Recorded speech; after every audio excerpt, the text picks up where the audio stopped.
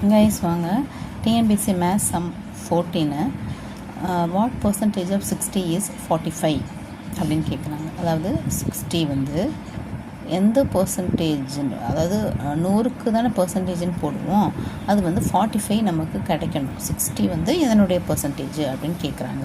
சரிங்களா? இப்போ வாங்க பார்ப்போம் சொல்யூஷன். வாட் பர்சன்டேஜ் ஆஃப் அப்படின்னா பர்சன்டேஜ், அதை எக்ஸ்ன்னு வச்சுக்குவோம். வாட் பர்சன்டேஜ் ஆஃப், அதை 100ல் தானே போடுவோம், இன்ட்டு 60 இஸ் ஈக்குவல் டு 45. அதில் சம்மில் கொடுத்துருக்கும் போதே எப்படி எழுதணும், வாட் பர்சன்டேஜ் எக்ஸு பை 100, பர்சன்டேஜை எக்ஸில் தான் போடுவோம். அப்போ x by 100 into 60 is equal to 45.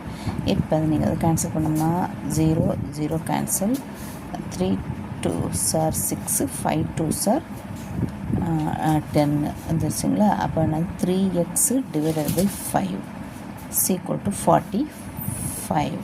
அப்போ 3x equal to 45 into 5. சரிங்களா? அப்போ 5 5s are 25, balance 2, 4 5s are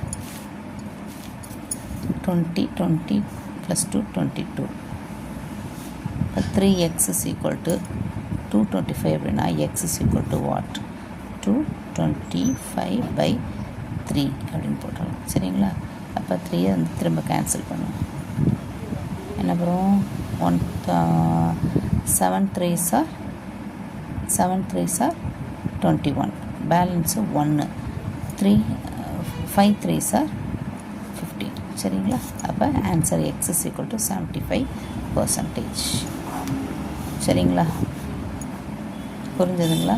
அதாவது வாட் பர்சன்டேஜ் ஆஃப் 16 கேட்குறாங்கல்ல, அப்போ எக்ஸ் பை 100 இன்ட்டு 60 போட்டணும். போட்டு தட் இஸ் ஈக்குவல் டு 45. அந்த ஆன்சர் கொடுத்துருக்காங்க, 45 வருது அப்படின்னு. சரியா? எந்த பர்சன்டேஜுக்கு 45 வருது அப்படின்ற மாதிரி, 60யோட எந்த பர்சன்டேஜுக்கு 45 வருது அப்படின்னு. அப்போ நம்ம அடிச்சிடறோம். 0 0 cancel, 3 2s are 6, 5 2s are 10 போட்டு மேலே எக்ஸ் இருக்குங்களா, அப்போ 3x பை 5 போட்டோம், ஈக்குவல் டு 45. அப்போ 3xை கீழே எடுத்துகிட்டு 5 வந்து இந்த சைடு மல்டிப்ளை பண்ணிடும், 45 இன்ட்டு 5. அப்புறம் எக்ஸ் மட்டும் தானே வேணும் நமக்கு, 3x ஈக்குவல் டு 225, ரெண்டு மல்டிப்ளை பண்ணிடும். எக்ஸ் மட்டும் தான் நமக்கு வேணும், அதை கீழே இறக்குறோம். எக்ஸ் இஸ் ஈக்குவல் டு அப்படின்ட்டு 225 பை 3. அதை அடித்தோன்னாக்கா என்ன ஆகுது, 7 2s are 21, balance 1, 7 3s are 21, 5 3s are 15.